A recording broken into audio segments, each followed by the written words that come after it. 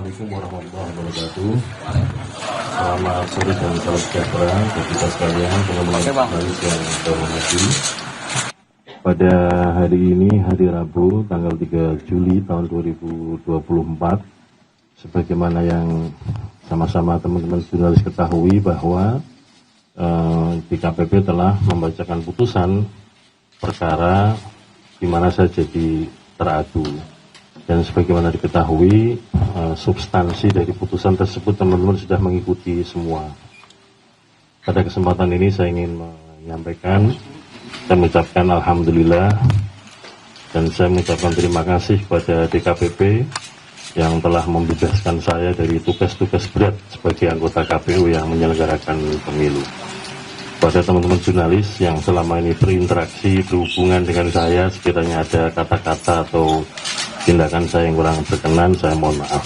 Saya kira itu yang dapat saya sampaikan pada kesempatan ini. Terima kasih. Assalamualaikum warahmatullahi wabarakatuh.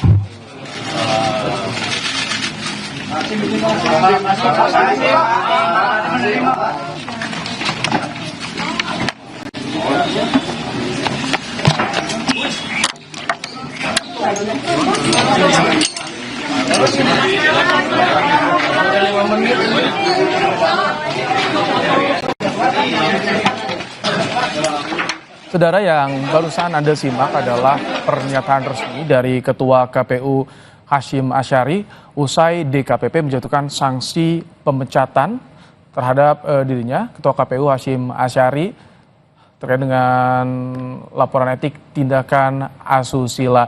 Di Breaking News Kompas TV masih bergabung bersama kami ada juru bicara KSP Ali Muhtar Ngabalin. Bang Ngabalin. Ya, halo. Bang Ngabalin, tadi sudah ada tanggapan langsung dari Ketua KPU Hasyim Asyari soal putusan DKPP ini. Nah, kalau Istana bagaimana melihat dari putusan DKPP ini? Apakah sudah ada respon pemerintah? Oh enggak, ini sudah sore jadi sudah belum ada perkembangan, tapi kami punya link komunikasi internal, link komunikasi di Istana Kepresidenan, KSP, dan lain-lain. Jadi mungkin nanti setelah siaran ini saya mau lihat komunikasi kita, link komunikasi di Istana nanti kayak apa. Tapi kan ini baru juga ada press conference jadi Ketua KPU, jadi kami belum bisa berikan tanggapan apa-apa. Ini ada tenggat waktu ya Bang Ngabalin, sekitar 7 hari diminta oleh KPP untuk Presiden Jokowi pemerintah menanggapi putusan ini. Apakah akan dilanjutkan dengan penerbitan Kepres atau bagaimana biasanya Bang Ngabalin? Ini untuk pertama kali, Nanti mesti kita lihat dulu regulasinya, kedudukan DKPP, kemudian status KPU dan lain-lain. Jadi belum bisa sama sekali memberikan tanggapan apa-apa. Oke, baik. Kita juga masih bersama dengan politisi PDIP Bang Guntur Romli. Bang Guntur. Ya.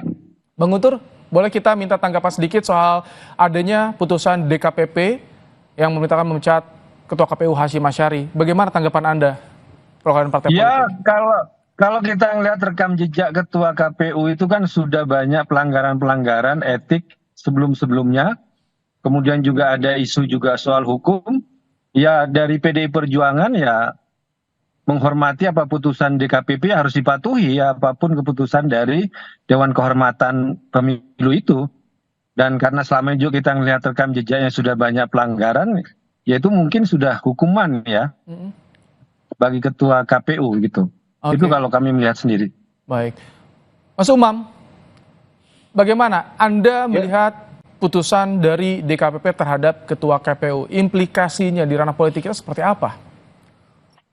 Ya, tentu harus dipisahkan dulu putusan dari DKPP ini apakah terkait dengan konteks mekanisme kepemiluan atau terkait dengan hal lain yang kemudian memunculkan implikasi ini. Tetapi bagaimanapun juga keputusan dari DKPP rasanya sudah menjadi putusan final, dan tampaknya tadi kalau misalnya kita cermati proses press conference secara singkat juga sudah dilakukan, dan tampaknya tidak ada pesan secara khusus yang kemudian melakukan perlawanan terhadap. Oke, Bang Ngabalin, kalau dari pemerintah, Pak Jokowi terutama apakah juga memantau bagaimana jalannya sidang etik di KPP ini terkait dengan Ketua KPU, kasus Ketua KPU, dan setelah putusan ini apakah akan ada rapat atau bagaimana informasi yang Anda peroleh hingga saat ini? Bahwa yang pasti KPU adalah lembaga negara yang independen, kemudian ada Dewan Kehormatan Penyelenggara Pemilu. Dua hal yang saya kira memang harus akan kita lihat ya, karena prosesnya ini juga tidak mungkin bisa dia akan berjalan secara independen, dan karena itulah maka keputusan ini pun juga tidak bisa ada orang bisa mengintervensi bahwa DKPP telah mengambil keputusan seperti ini. Regulasinya ada yang mengatur terkait dengan itu. Dalam persidangan pun juga ada yang bisa mengajukan banding dan lain-lain sebagainya. Karena itu saya katakan bahwa untuk kasus ini mungkin kami belum bisa memberikan komentar apapun. Baik. Karena keputusan dan apa yang diambil DKPP juga baru kan. Kita juga baru dengar apa yang disampaikan oleh Mas Hasim, Ketua KPU.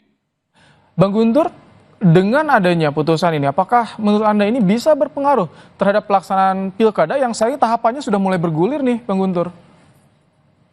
Ya, kalau kita melihat ini kan hukuman yang sangat memalukan dan menyedihkan. Tapi kalau kami sendiri kan bersama korban lah kan. Di situ kan ada korban, ada pelecehan, ada tindakan asusila. Kalau kami sendiri bersama korban ya, yang mendapat perlakuan yang tidak senonoh dari yang putusan. Kalau kita tadi membaca dari keputusan DKPP, maka kalau itu sendiri juga pasti publik juga akan menilai bagaimana kualitas seorang yang katakanlah harus bisa menjadi seorang yang punya integritas.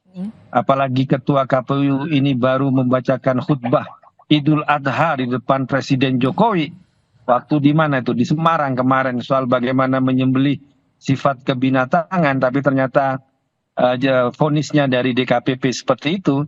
Ya publik juga pasti akan menilai, dan biasanya kan kalau orang menilai kan tidak hanya melihat kepada suatu kasus, tapi kepada integritas orang itu sendiri. Oke. Begitu, Mas. Ini harus ada jaminan dari penyelenggara pemilu, terutama karena pilkada sudah mulai bergulir, agar tidak terganggu dengan proses ini. Terima kasih Pak Muhtar Ngabalin, Bang Guntur Romli, Mas Ahmad Khairul Umam telah bergabung bersama Kompas TV sore hari ini, dan Breaking News Kompas TV kami akhiri. Kita akan kembali di Kompas Petang, saudara.